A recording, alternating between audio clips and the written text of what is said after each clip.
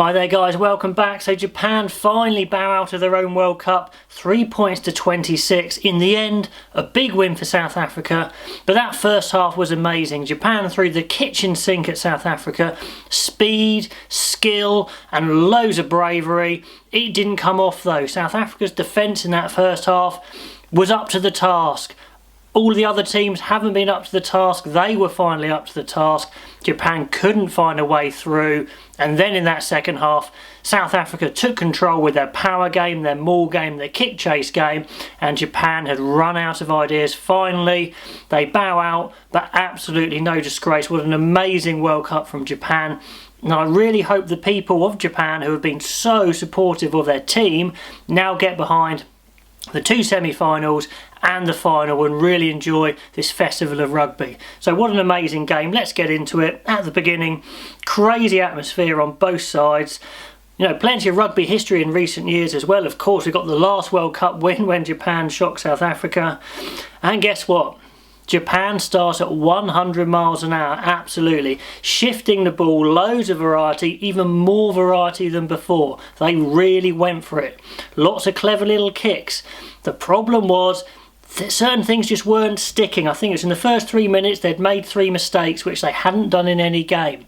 If a few of those things had stuck in the first half and they'd pulled out a lead, maybe it could have been different. Anyway, on 3 minutes, South Africa actually score first. Good scrum from South Africa. The South African scrum was on top the whole game apart from when they went down to 7 in the scrum.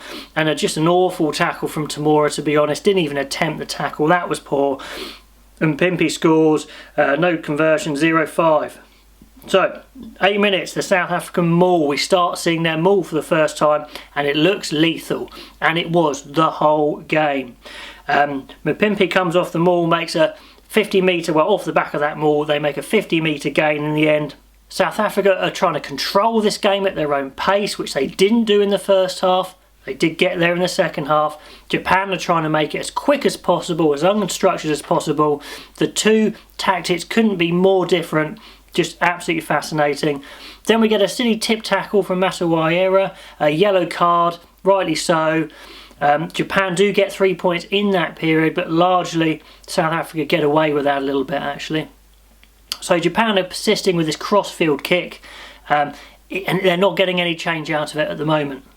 Some of Japan's handling, as before, is unbelievable, but the complexity of some of their set play moves are even more off the scale. Fukuoka nearly breaks down the left, then huge pressure down the right. The crowd are just going crazy at this point. But South Africa are scrambling for their lives, managed to turn over the ball. Just an unbelievable action. It's about 13 minutes that was.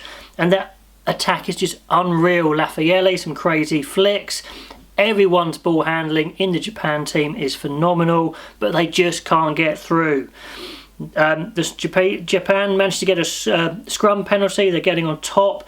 Whilst South Africa are a man down, so they get their 3 points there, 3-5, and the crowd just go crazy at that point, like they've won the whole World Cup. Just amazing.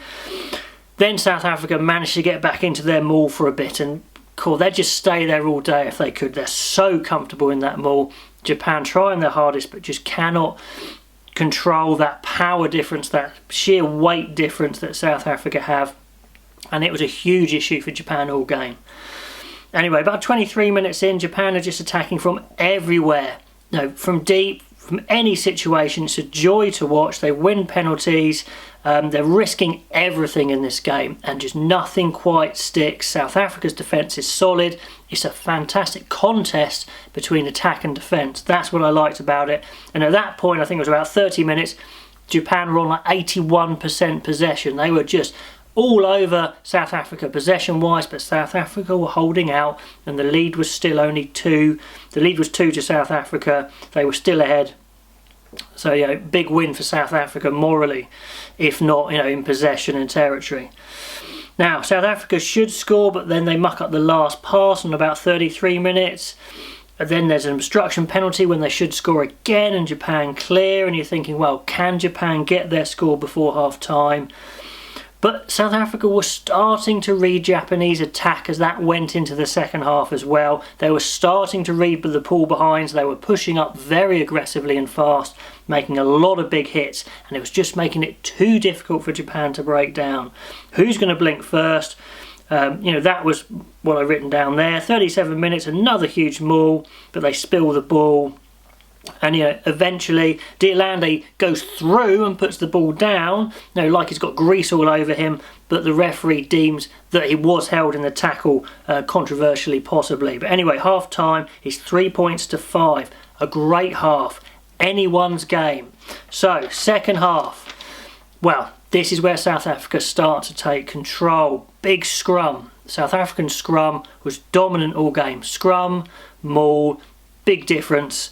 Went to a 3-8, get the penalty.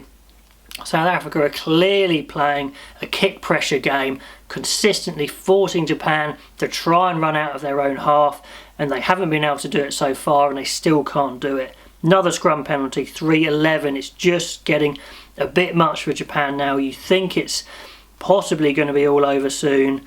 Then they're taking the sting out of Japan's attack. South Africa are controlling the pace. That is huge. They couldn't do that in the first half. They're doing it now.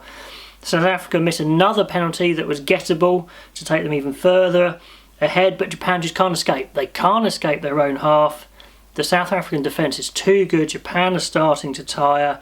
Another penalty, 3-14. Just full control from South Africa on 63 minutes there. And then death by maul, it was coming. De Klerk breaks off, offload from Marks, I think. Good try, 3-21, game over. Yeah, Japan line out, 5 metres out, but then they lose it and they just can't get a break at all. Nothing's going their way. They are making more mistakes than they have done in previous games, which has been one of the issues in this game for them.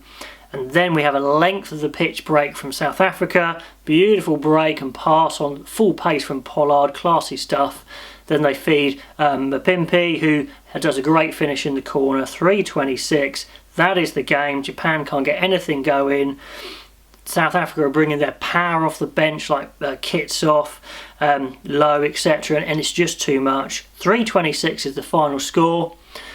Good tactics from South Africa. Pretty basic, but they stuck to it. They thought they could outpower Japan. They were correct. Their defence had to be super on point, and they were.